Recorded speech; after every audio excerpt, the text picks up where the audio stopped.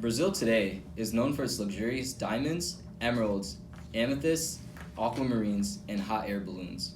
However, Brazil has not always been known for these gratifying items. There was a time of despair and darkness during the military regime from 1964 to 1985 that led Brazil to where they are now.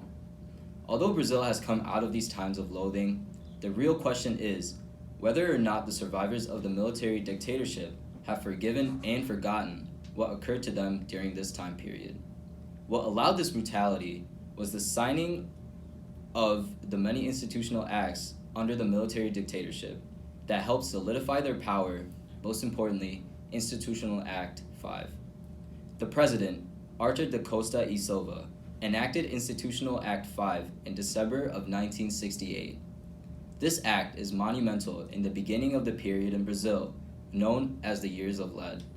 It was defined by torture, censorship, and the suspension of habeas corpus for political prisoners. The act allowed the police to arrest any person on suspicion and hold them captive for up to 60 days. Lots of arrests happened in secret and led to the prisoner being tortured and or killed. The Amnesty Act passed later during this time of oppression. The act passed in August 1979 with the purpose to serve as a peace offering between the two sides of the conflict.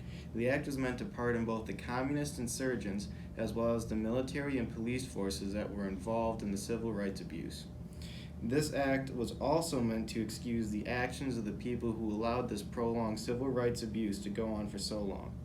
In a Time report, retired Army engineer Colonel Fiera said the idea was to extinguish all of this from national memory.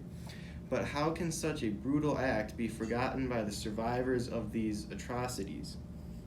The point of writing history is so that we as a society remember the kind of power that evil can wield and work to create a future where that kind of hate and injustice does not go unchecked. This is because the same story never goes for the survivors of the military's power trip.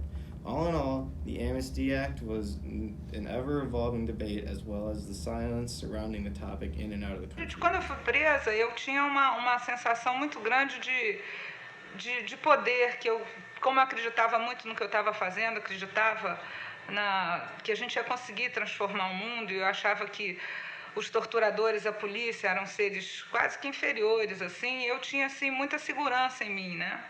E achava que eu ia conseguir dominar a situação e dominar mesmo a situação. E aí a situação foi indo e a tortura foi acontecendo até um ponto em que eu cheguei numa situação limite em que eu já não me aguentava mais. It is clear that during this time period in Brazil from 1964 to 1985 remained in people's hearts and lives as they pursued the rest of their lives. Even though the military officials of this time period attempted to forget their wrongful actions they committed through the Amnesty Act, the individuals that they impacted during this process will never forget as portrayed through their interviews.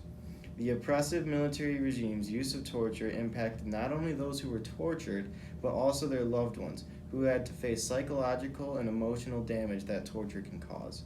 Although this time period was incredibly turbulent, it is because of the intensity and extent to which the Years of Lead impacted the citizens of Brazil that the government will never be given the power to do this again.